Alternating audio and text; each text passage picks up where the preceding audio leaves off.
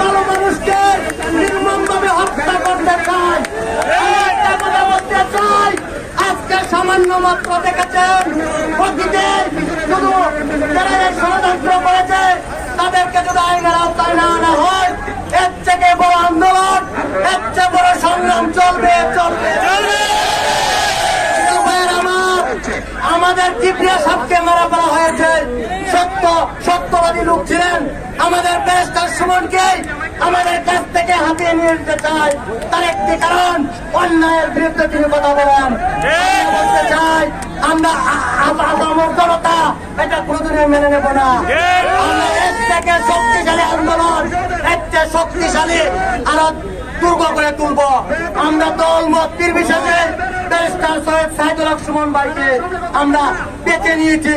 তার একটি কারণ মাধবপুর সোনারঘাটবাসী দীর্ঘদিন ধরে ভুগেছিল এবং মাধবপুর সোনারঘাটবাসী একটা এমন একটি এমপি পেয়েছে যার কোনো দুর্নীতি নাই, যার কোনো ব্যাক রেকর্ড খারাপ নাই। একটি ভালো একজন মানুষকে মেরে ফেলা দিতে হয়, এটার কারণ কি? এবং আপনারা জানেন যে ওসির মাধ্যমে হুমকি দিয়েছে, আমরা প্রশাসনকে আমরা বলতে চাই ওই দুষ্কৃতিকারীদেরকে আইনের আওতায় আনতে হবে, না হলে এর থেকে বড় আন্দোলন চলবে চলবে চলবে। আমি বলতে চাই আমাদের ব্যারিস্টার সুমন শুধু মাধবপুর সোনারঘাটের নয়, সারা বাংলাদেশের ব্যারিস্টার সুমন একজন ভালো মানুষকে সেই দেশ থেকে তুলে নিতে চাই, এটা জনতা মেনে নেবে না। আমাদেরকে মেরে তারপরে ব্যারিস্টার সুমনকে মারতে হবে। ধন্যবাদ জানিয়ে আমার বক্তব্য শেষ করছি। জয় বাংলা, জয় বঙ্গবন্ধু।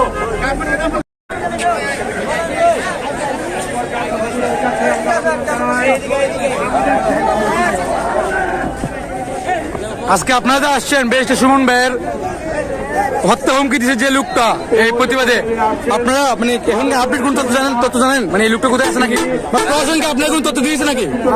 ব্যারিস্টার সৈয়দ সাইদুল হক সুমন ভাইকে যে পরিকল্পনাকারী চুনারুঘাট ওসি সাহেবকে যারা ইনফরমেশন করেছেন, আমরা তাদেরকে ওসি সাহেবকে আমরা বলতে চাই উনি কে। সরকারের গোয়েন্দা সংস্থা রয়েছে, সরকারের অনেক এজেন্সি রয়েছে, তাদেরকে শনাক্ত করে তার বিচার করতে হবে, না হয় আমরা রাজপথ ছাড়বো না।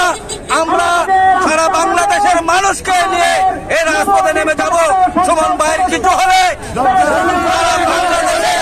চলবে আগুন করে করে। এই প্রতিবাদে আজকের এই মানববন্ধন আমরা এসেছি। আজকের মানববন্ধন সফল ও সার্থক হয়েছে মানুষের অংশগ্রহণের কারণে।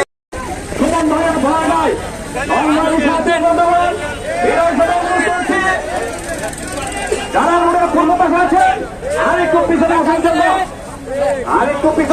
জন্য আমাদের সাধারণ জনগণ এবং গাড়ি যেন যানজট সৃষ্টি না হোক সেদিকে খেয়াল রাখার জন্য উদাত্ত আহ্বান জানাচ্ছি।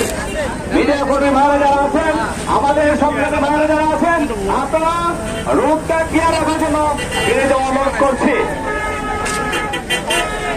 সুমন ভাই, আজকে মাধবপুর থেকে আমাদের যে আন্দোলন শুরু হয়েছে, আমরা প্রশাসনের কাছে বিনীত অনুরোধ রাখবো, আপনারা অপরাধী যারা আছে এবং তাদের মূল হোতা যারা আছে তাদেরকে চিহ্নিত করে আইনের আওতা আনার জন্য বিনীত অনুরোধ করছি।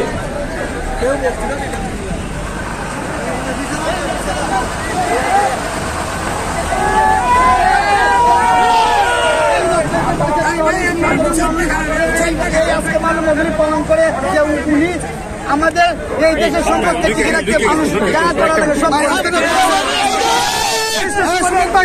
নিরাপত্তার জন্য মাধবপুর চুনারুঘাটের জনগণ আজকে কি ঘোষণা দিবে? আশা করি তারা একটাই দাবি যে যারা হুমছে তাদেরকে আমাদের সম্মুখে ধরে নিয়ে আসতে হবে, অথবা আমাদেরকে তাদেরকে দেখাতে হবে এবং তাদেরকে গত পরশুদিন জিডি করা হয়েছে, জিডির সর্বশেষ তদন্ত এবং জিডি করার পর আপনারা জানেন যে কিছুদিন আগে আমাদের একজন এমপি আনার হত্যা, উনাকে একজন সদস্যকে বিদেশে মারিতে ভারতে মারা হয়েছে। এরকম যদি প্রায় এমপি গুলো হুমকির সম্মুখীন হয় তাহলে তো আমাদের এই দেশের সম্পদগুলো আমরা রক্ষা করতে পারবো না। মাধবপুর না, শুধু ওনাকে বাঁচাতে হলে আমরা যা যা করা লাগে আমরা এই রাজপথে করবো। ব্যারিস্টার সাইদুল হক সুমনের পক্ষে হাজার হাজার জনতা নেমেছে।